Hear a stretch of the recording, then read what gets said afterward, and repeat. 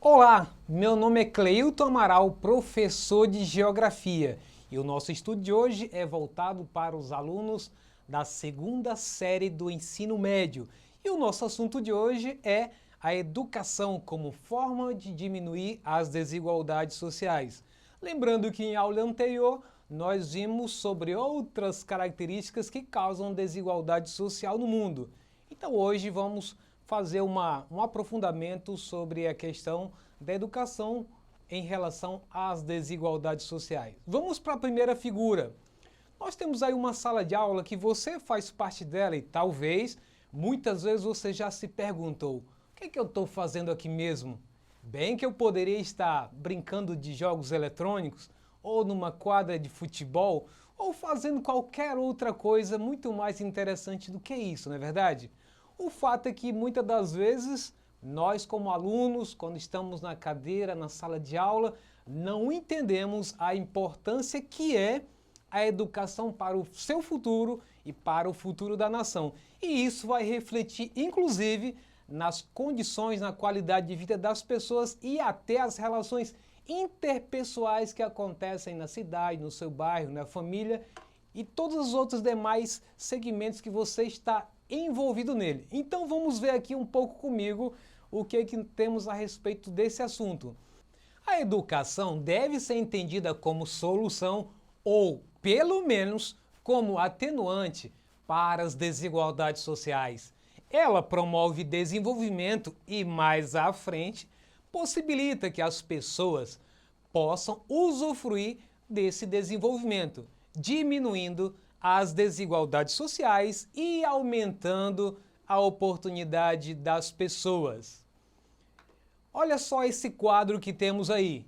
Desemprego maior entre jovens. Talvez isso responda um pouco das perguntas, dos questionamentos que foram feitos no início, né? Para que serve estudar? Por que eu ocupo o meu tempo com o estudo? Então vejam que a juventude, ela é a vítima desse índice de desemprego que está aí no nosso quadro. Então, entre 14 a 17 anos, 39% estão desempregados. De 18 a 24 anos, 25,3%. De 25 a 39, 10,8%. E de 40 a 59 anos, 7%.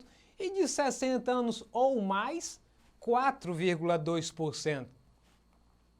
Se, por um lado, o desenvolvimento tecnológico dos processos de produção na indústria, na construção civil, na agricultura e demais segmentos garante uma maior produtividade, e aí com otimização de tempo e de matéria-prima, por outro lado, dificulta a inclusão ou permanência no emprego de trabalhadores com menor grau de instrução. E isso tem uma consequência que vamos ver.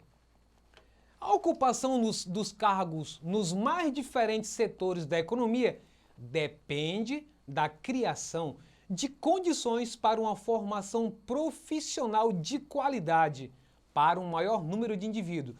Se, por um lado, o desemprego estrutural reduz a presença humana nas fábricas e até mesmo no campo, por outro, requer a presença de trabalhadores mais capacitados, isto é, dotados de mão de obra especializada para operar instrumentos mais complexos. Em outras palavras, não basta apenas que você tenha estudo, mas você precisa estar qualificado para esse mercado mais exigente. Às vezes você termina o ensino médio, acho que já é tudo, e você não aproveitou todo o tempo de vida que você tinha para poder fazer cursos, fazer especializações, e quando você se depara com o mercado de trabalho, ele não te absorve porque você não tem preparo nenhum para ele. Então a tecnologia em si é um instrumento importante para chegar ao mercado de trabalho. Mas se você não tiver controle sobre ela, não tiver como dominá-la, então de nada adianta para você. Vamos a um outro quadro muito importante que sai uma espécie de resumo do quanto a educação é importante para resolver as questões de desigualdade ou para diminuir ou para acentuar nos países que o nível de instrução é muito baixo. A gente às vezes tira por base a nossa família. quantos têm nível de instrução alto e quantos têm nível de instrução praticamente zero. Então temos aí, a educação é um direito fundamental que ajuda não só no desenvolvimento de um país, mas também de cada indivíduo. Os impactos da educação são extensos e profundos. Veja o que mais a educação faz pelo indivíduo e pelo país. Vamos ao primeiro item. Combate à pobreza.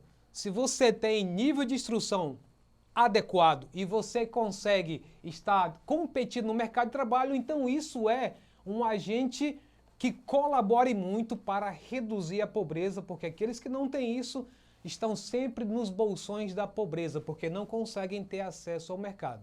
O segundo ponto, faz a economia crescer. Mais pessoas no mercado de trabalho, então faz com que a economia, a engrenagem dela possa se desenvolver mais e mais. Promove a saúde. Quanto mais você tem acesso ao conhecimento, principalmente ligado à saúde, mais você consegue se prevenir, mais você deixa de lado aquela ignorância que não admite, inclusive, a prevenção para evitar o pior. Sabe aquela situação? Não, eu não vou para o hospital, isso é coisa disso e daquilo, e você só vai contar no momento pior da vida. Então, quando você tem um nível de instrução, você consegue entender cada circunstância dessa, isso ajuda também na promoção da saúde. Diminui a violência. Se você tem mais gente ocupada, você tem mais gente com capacidade de entender tudo que está ao redor, os prós e contras que o mundo nos coloca como barreiras, essa pessoa tem mais chance de, inclusive, dizer não às possibilidades negativas que a sociedade oferece e pode muito bem fazer diferença na redução da violência. Ajuda também a proteger o meio ambiente. Isso é uma visão que está ligada mais à consciência e o entendimento do que isso é importante para o futuro do que um mero egoísmo e ganância de ganhar mais e mais. Ajuda também a fortalecer a democracia e a cidadania. E por fim, ajuda a compreender o mundo. Você deixa de ter essa visão assim para ter uma visão, um espectro maior. Então, a educação tem várias finalidades que muitas das vezes não são compreendidas pelos nossos dirigentes, pelos políticos, mas que se houvesse esse entendimento, nós já estaríamos num outro patamar no nosso país. Na sequência, nós temos uma história de vida que eu gostaria que você me acompanhasse, que isso é interessante, vou ler, mas você me acompanhe que é muito bonito ver essa história. Vidas transformadas por causa da educação. Douglas Pereira de Oliveira, de Gurupi, Tocantins. Com apenas 17 anos, Douglas é definitivamente uma história de superação nos estudos. Morador de uma cidadezinha do sul de Tocantins, virou exemplo para o país inteiro ao conquistar o primeiro lugar em medicina no vestibular de 2014 de uma universidade de Gurupi. De família humilde, desde os 9 anos ele falava para a mãe que queria ser doutor. Sempre estudou em escola pública. Para o vestibular, o jovem, hoje de 23 anos, estudava até quando precisava tomar banho e escovar os dentes, usando tabelas como fórmulas e lembretes fixados nas paredes do banheiro. Após passar na universidade particular, o maior desafio de Douglas era pagar a mensalidade de R$ 2.800 para se manter no curso. No entanto, a dedicação dele resultou em uma nova aprovação. Passou no vestibular da Universidade Federal de Tocantins. Assim, o jovem esforçado então deixou a cidade de 9.000 habitantes do interior, onde morava, e partiu para a capital Palmas para realizar o sonho de cursar medicina na Universidade Federal.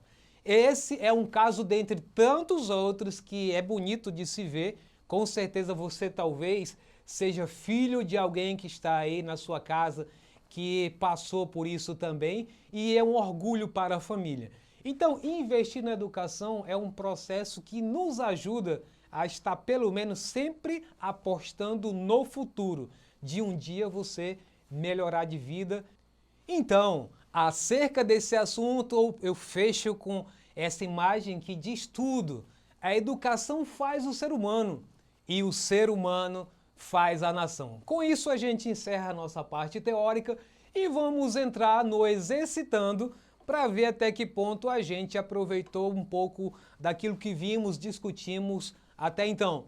Vamos para a primeira questão? São duas, eu espero que você possa acertar as duas e eu possa ficar muito feliz com o resultado. O trabalho e a economia no Brasil. As frequentes notícias de trabalho infanto-juvenil em atividades agrícolas, carvoarias, minas ou olarias colaboram para afirmar que, letra A acentuação da pobreza em grandes camadas da população impele milhares de jovens ao trabalho para complementar a renda familiar ao invés de estarem na escola. Letra B. O trabalho infanto-juvenil passa a ser imprescindível a uma população da qual mais de 50% tem menos de 20 anos. Letra C. A falta de perspectiva de ascensão social via frequência escolar leva os jovens ao trabalho precoce. Letra D. Com esse tipo de trabalho, é fato recente, as várias legislações trabalhistas e de amparo à juventude ainda não se adequaram à situação. E por último, letra E, boa parte das denúncias de trabalho infanto-juvenil tem caráter isolado e, portanto, não representam a realidade nacional. Vamos para a nossa resposta, então? Se você já fez escolha, a nossa resposta é letra A. A acentuação da pobreza em grandes camadas da população impele milhares de jovens ao trabalho para complementar a renda ao invés de estarem na escola. Acontece muito isso, inclusive acho que você que está me ouvindo já deve ter feito isso, de ter que abandonar a escola para poder ajudar na renda familiar para os seus irmãozinhos não passarem fome. Então essa é a letra A, está correta. E aí fica aí algumas dicas de links que você pode depois estar pesquisando, depois você dê uma pausa aí no seu celular, se você tiver no celular, para você fazer uma pesquisa melhor. Então, com isso, agradeço a todos vocês que acompanharam essa aula. Se você quiser assistir essa e outras disciplinas, e inclusive acessar os conteúdos, os exercícios complementares, basta acessar a plataforma Eduque. Então, com isso, eu agradeço a todos e até uma outra aula.